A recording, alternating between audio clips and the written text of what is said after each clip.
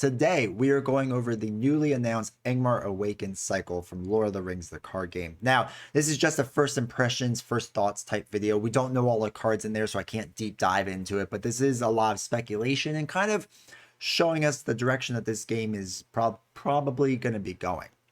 Now, before we dive into all that, if you could do me a huge favor, scroll down just a little bit, hit that like button, hit subscribe, really helps the channel out. You'll be notified when new videos come out. I would really appreciate it.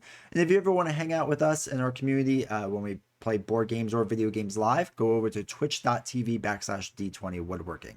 Board games we stream Sunday and Tuesday nights, and video games Monday, Tuesday, Wednesday, kind of late afternoon. So really appreciate if you went over there, hit the follow button, make sure notifications turn on, and you'll know whenever we go live. So when the revised core was first announced, a lot of people were really excited about it, including myself, because I thought this was a great way to bring new players into the game. Right, there's ways. It's a LCG that's more than 10 years old, and I thought it was gonna be a great way to introduce people into the series, into the game, and get a lot of new people. And I think it's done that for the most part. Right, it took some scenarios that were used to be very difficult with Escape of Dol Guldur. And by the way, really quick, I'm gonna mispronounce a lot of things. It's just what it's gonna be, so just bear with me here. But I think with that scenario specifically, I think there was a lot of veteran players that realized that is a very difficult scenario, and how are they going to handle that for new players without getting them super frustrated, especially for people that play solo. And I think they did a good job with adding certain boon cards. They added burdens to try to balance out a little bit. I think the campaign setup changes were a good idea, and I thought it was a really fun way to approach the game, kind of refresh it. Shortly after that game was announced, they did the starter decks, which I thought was also a great idea, because one of the biggest barriers, in my opinion, with this game is deck building. Deck building is not easy in Lord of the Rings. It's pretty hard. It's pretty complicated. The advice I usually give people early on is just to go on to ringsdb.com and find a good deck of cards that you can use, and then just start from there so you can get the flow of the game and understand it. So the way I viewed the starter decks were kind of these optional buys, right? They could help you out, but they probably weren't going to be like absolutely necessary. Kind of how the Arkham Horror investigators are, right? Like, you don't need those investigators, but they certainly do help, and there's some really good cards in there, and they make deck building life easier. Now, I think too, with that, a lot of more astute people and people that pay really close attention to the cards that were in those starter decks realized that the majority of those cards were within the first like 3 or 4 cycles. And the question that started popping up a little bit was, are they not going to do the first couple of cycles, right? They are rougher at times, right? There's some really good quests in there. I don't make it seem like they're all bad, but there are some really good quests in there. But you could tell it's an older game. Some parts of it are a little bit more dated. They didn't know if these starter decks were going to be completely optional and they were going to have player boxes that had all these cards, or if they were just going to skip those first few cycles. And we now have our answer. As of right now, they're going to be skipping those first few cycles and going straight to Angmar Awakened, which I think is an interesting choice, because the way I viewed the starter decks was that they were going to be optional. And there's still a chance that that might be the case, but I think it's less so now. So let me explain. The Lost Realm cycle, right, Angmar Awakened, has 2 scenarios I think are really difficult in the game. There is the Battle of Karn Doom, which is notoriously difficult in the game, and there's the Dread Realm, which I always had a really hard time with. I won't spoil what the encounter is, but there is just a very difficult part of that scenario, I believe. So when that was announced, there's 2 options they can really go down, and we don't quite know what they're going to do yet. They can either change it so the campaign is much easier, right? That all the campaign modifiers that they do, kind of like the core box, makes the entire scenario much easier, and that you only need the core box in this cycle to do well. That might be a route they go down.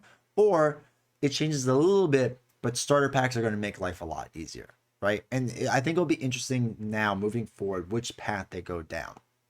Are starter packs going to be something that you need to do, or is it going to be modified so much with the campaign cards that you're not going to need them? Now, from my opinion, right now, without knowing what's in that box and what the campaign cards are specifically, I'm going to guess you're going to need the starter decks, which kind of changes the way that I thought these releases were going to go.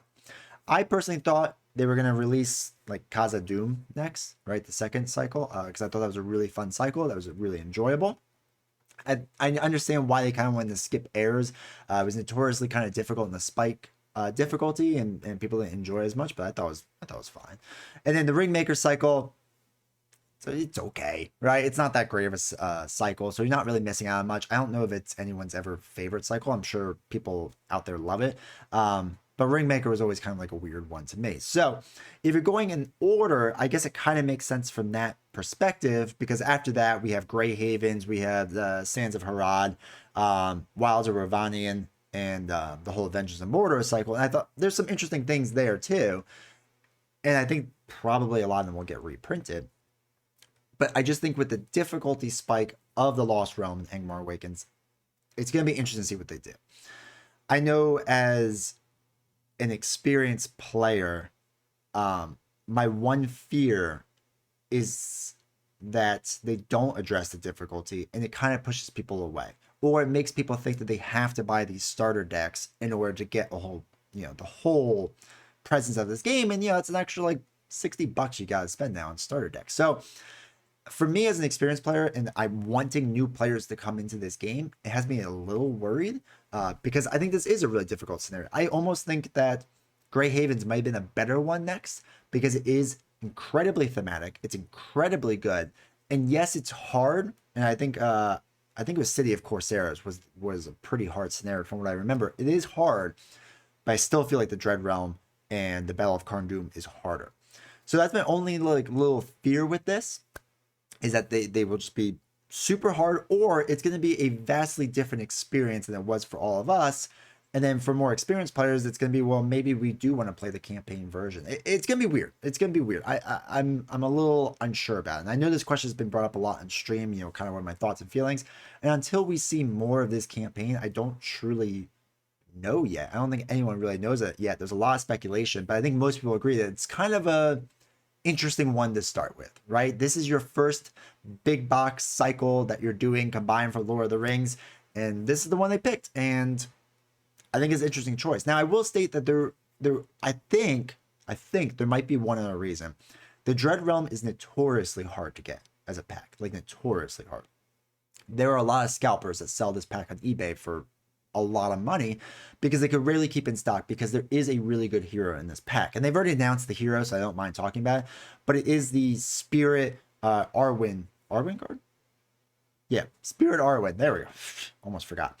But she is a really good card in the game. Arguably one of the best cards in the game. So it kind of makes sense that they want to get her out there in people's hands and help deck build and all that fun stuff. I think it works that way.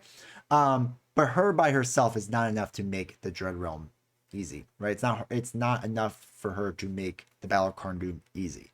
So yeah, I think it's gonna be a really interesting cycle. I'm excited for it. I'm excited to see what people think about it.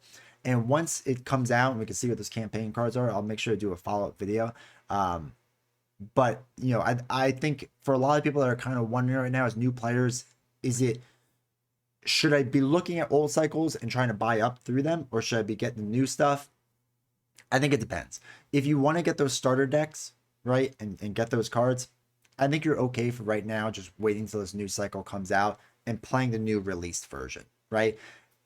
Because at some point they might redo Khazad-dûm, right? They might do heirs. They might do all of those eventually, and then just sell the big box encounter decks, and then you'll kind of be wasting money buying things twice, right? You don't need all the dwarves again twice.